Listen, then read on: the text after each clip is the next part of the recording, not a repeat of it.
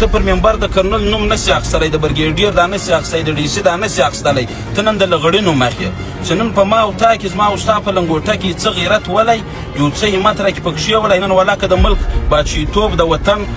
خدمت لغړي په مخ اخیستی وی. مولوي صاحب پر منبر ناست دا بیان یې کړی دی چې لغړیان پلانه کوي، لغړیان ظلم کوي.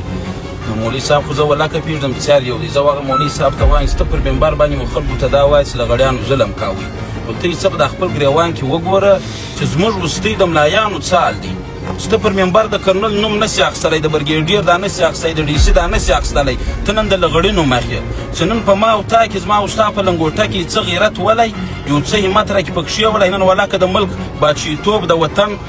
خدمت لغړي په مخ اخیستی وی. ملایانو هم ډېر ناست دي، د عوامو ډېر ناست دي، د سیاسیانو ډېر زیاته ونډه لغړیان ناست دي. هغه سربیره ملا صاحب ته پر منبر کښېنه دا وایه خپل نفس دولتونه راواړو چې هغه په وطن باندې سودا شروع کړې ده، یا کیلې له تللي ورځې نیسي په سوله یا د لالۍ کوي. شل کاله نن دغه تاسو موږ ته راپېښه ده، د ځکه ته دا ووایم چې لس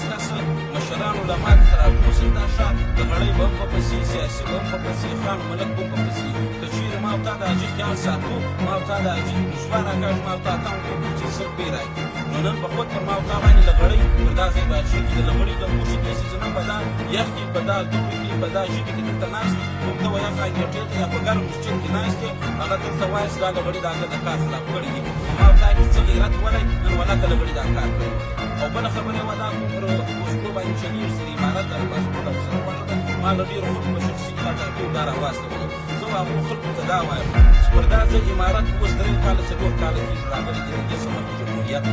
د جمهوریت څه تر اوسه پورې دوی وګورئ چې افغانستان د څوک راوښتي په جمهوریت کې به دا داسې سمتي ولې چې املا او طالب وراوښتي د تشکیلي پوښتنه به یې خامخا په دروازه هم نه، یا به یې پر وڅې کول، یا به یې په ښار یا چې به د ښار وتله د تشکیلي پوښتنه چې به یې کوله، چې هغه به یا د کوټ طالب یا به د چمنو چې اسټورو ترکیب به یې بدل کړو، بیا دې څوک په ګرد چمن په پاکستان په افغانستان کې څوک ما ته دا راثبوت کړي چې طالب د کور راوښتي، هغو ستاسو په بنیاد یې وشي د ثبوت پوښتنه چې یا ته تذکره لرې، یا شانته کارت لرې، یا پاسپورټ لري. که نن طالب له څوک راوړي د شی ښکاره کې ته لږ یو ښکاره طالب به تا ته دا نه وایي چې ما به نه راغلی